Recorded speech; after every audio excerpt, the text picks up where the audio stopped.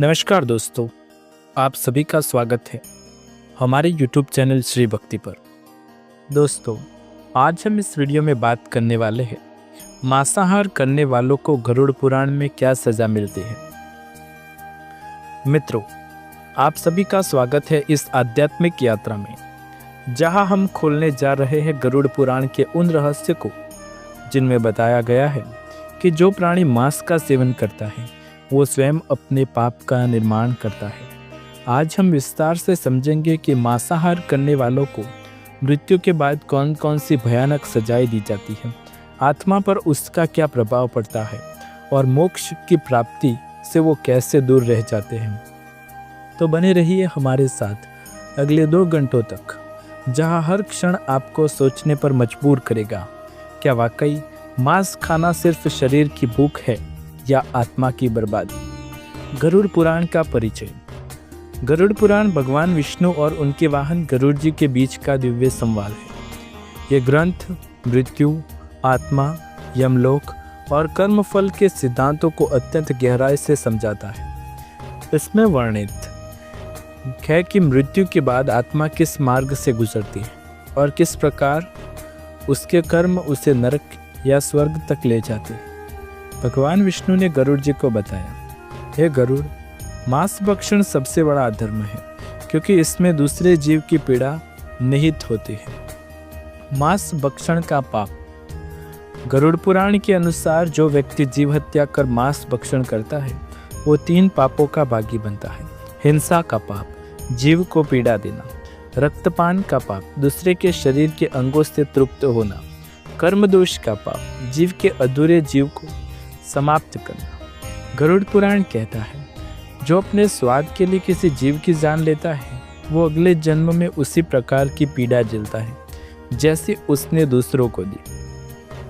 भगवान विष्णु आगे कहते हैं, मांस खाने वाला मनुष्य धीरे धीरे करुणा से दूर होकर दानव स्वभाव का हो जाता है। मृत्यु के बाद आत्मा की स्थिति। मृत्यु के बाद आत्मा शरीर छोड़कर यमदूतों के अधीन चली जाती है। यदि उस व्यक्ति ने मांस भक्षण, हिंसा या क्रूरता का कार्य किया हो तो उसके लिए यमदूत कठोर स्वर में पुकारते हैं, अरे पापी, तूने निर्दोष जीवों का रक्त बहाया, अब स्वयं अपनी प्यास रक्त से बुझा। आत्मा भयभीत होती है, कांपती है और यमदूत उसे खींचते हुए वैतरणी नदी की ओर ले जाते हैं। वैतरणी नदी जो रक्त, मल और हड्डियों से भरी होती है, उसे पार करना ऐसा होता है जैसे जलते हुए लावे में गिरना।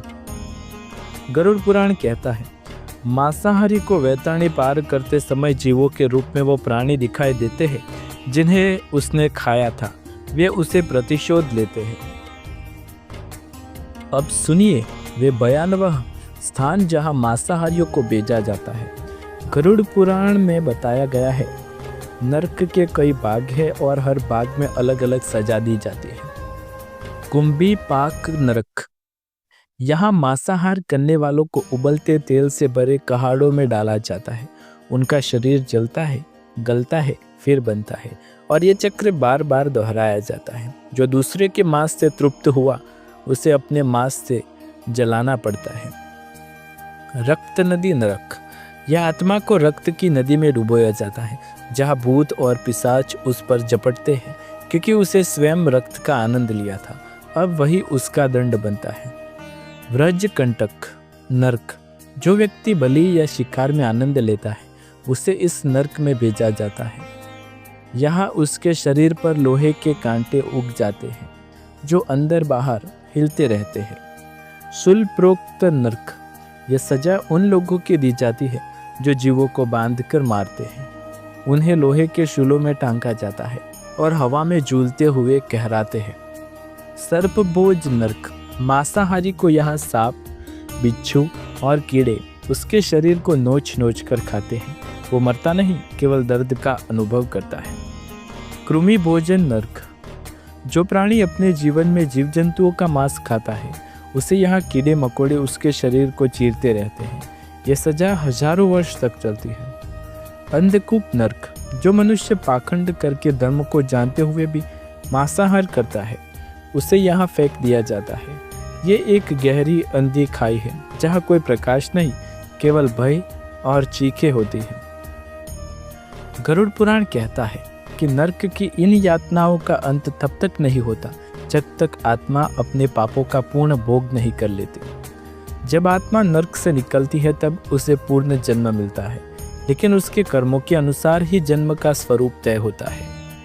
गरुड़ पुराण कहता है मांसभक्षी मनुष्य अगले जन्म में या तो पशु बनता है या विकलांग मनुष्य के रूप में जन्म लेता है। कभी वो पक्षी बनकर अपनी ही तरह के जीवों का शिकार बनता है तो कभी दरिद्र मनुष्य बनकर एक दाने के लिए तड़पता है। प्रायश्चित और मुक्ति का मार्ग। परंतु गरुड़ पुराण में आशा भी दी गई है। जो व्यक्ति सच्चे हृदय से प्रायश्चित करता है, मांस त्याग कर जीवन दया अपनाता है, वो अपने पापों से मुक्त हो जाता है। अहिंसा परमो धर्म, यही गरुड़ पुराण का सार है। दान, तप, जप और करुणा से मनुष्य पूर्ण पवित्र हो सकता है। दोस्तों, ये केवल डर की कहानी नहीं बल्कि चेतावनी है। हर जीव में वही आत्मा है जो हम में है।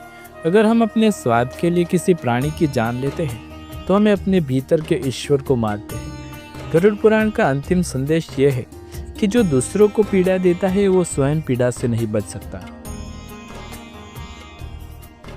गरुड़ पुराण के प्रेत कल्प खंड में स्पष्ट कहा गया है, जो व्यक्ति जीव के मांस से अपना पेट भरता है वो अगले जन्म में उसी जीव का शिकार बनता है। यानी यदि कोई व्यक्ति मुर्गी या मछली खाता है तो अगले जन्म में उसे वही जीव रूप में जन्म मिल सकता है और फिर उसी प्रकार मारा जाता है जैसा उसने पहले किया था। इसे कर्म का प्रतिशोध चक्र कहा गया है, साइकिल ऑफ रिटेलिएशन। मांसभक्षण और मन की क्रूरता का संबंध क्या? गरुड़ पुराण और मनुस्मृति दोनों कहते हैं अन्न से मन शुद्ध होता है और मांस से मन क्रूर। जो व्यक्ति लगातार मांसाहार करता है उसके मन में करुणा, दया और धर्म बुद्धि कम हो जाती है। उसका स्वभाव धीरे धीरे राक्षसी प्रवृत्ति की ओर बढ़ता है। क्रोध, अहंकार और हिंसा का वास बढ़ जाता है। मृत जीव की ऊर्जा, भूत तत्व का प्रभाव। मृत जीव का मांस केवल शरीर नहीं, उसका सूक्ष्म प्राण भी धारण करता है। अर्थात जब कोई मांस खाता है तो केवल प्रोटीन नहीं बल्कि उस जीव की भय, पीड़ा और मृत्यु के समय की ऊर्जा भी ग्रहण करता है। ये ऊर्जा व्यक्ति के मन पर भारी पड़ती है, जिसमें अवसाद, चिंता और क्रोध जैसे मानसिक विकार बढ़ते हैं। यमराज के सहायक किंकर और उनका कार्य। गरुड़ पुराण में वर्णन की मांसाहारी आत्मा को लेने साधारण यमदूत नहीं बल्कि किंकर नामक विशेष यमदूत भेजे जाते हैं। किंकर अत्यंत भयावह रूप वाले होते हैं। लाल आंखें, बिच्छू जैसी मूंछ, पूंछ, अग्निजिन्हा वाले। वे आत्मा को रस्सियों से बांधकर घसीटते हुए यमलोक ले जाते हैं। रास्ते में आत्मा बार बार बेहोश होती है, लेकिन किंकर उसे जल नहीं रक्त से जगाते हैं। यमलोक में न्याय है। गरुड़ पुराण के अनुसार जब आत्मा यमराज के सामने पहुंचती है तो उसके कर्मों की एक जीवित चलचित्र की तरह समीक्षा होती है। मांसाहारी आत्मा के चारों ओर वही मरे हुए प्राणी खड़े होते हैं जो उससे कहते हैं, हे यमराज, इसने हमें पीड़ा दी, अब इसे यही यातना दीजिए। यमराज की सभा में तब चित्रगुप्त उसके सभी पाप पढ़ते हैं और उसके आधार पर नरक का निर्धारण किया जाता है। देवताओं का दृष्टिकोण। देवता स्वयं सात्विक आहार लेते हैं। गरुड़ पुराण में कहा गया है, देवता वही निवास करते हैं जहाँ अहिंसा का पालन होता है। मांसाहारी के घर में देवता नहीं ठहरते और पूजा का फल भी अधूरा रहता है। यही कारण है कि कई पुराणों में मांसाहार को देवद्रोह कहा गया है। प्रायश्चित के उपाय भी है। पाप मुक्ति के लिए पूर्ण प्रायश्चित करें। 40 दिन तक अन्न, नमक और मांस का त्याग करें। गोदान या अन्नदान करें। श्रीमद् भगवद गीता या गरुड़ पुराण का श्रवण करें। ओम नमो नारायण या ओम नमो भगवते वासुदेवाय का जाप करें। ऐसा करने से आत्मा की शुद्धि प्रारंभ होती है और मांस पाप के संस्कार धीरे धीरे नष्ट हो जाते हैं। गरुड़ पुराण का ये ज्ञान केवल भय दिखाने के लिए नहीं बल्कि आत्मा को जागरूक करने के लिए है। असली धर्म केवल मंदिर जाने में नहीं बल्कि हर जीव के प्राण प्रति करुणा रखने में है। अहिंसा ही वो दीपक है जो आत्मा को अंधकार से निकालकर मोक्ष तक ले जाता है। अगर आपको ये वीडियो पसंद आए तो वीडियो को लाइक शेयर कमेंट कर, चैनल पर नए हैं तो चैनल को सब्सक्राइब करना ना भूलें। मिलते हैं अगले वीडियो में कुछ ऐसी ही विशेष जानकारी के साथ। तब तक के लिए आप सभी का धन्यवाद।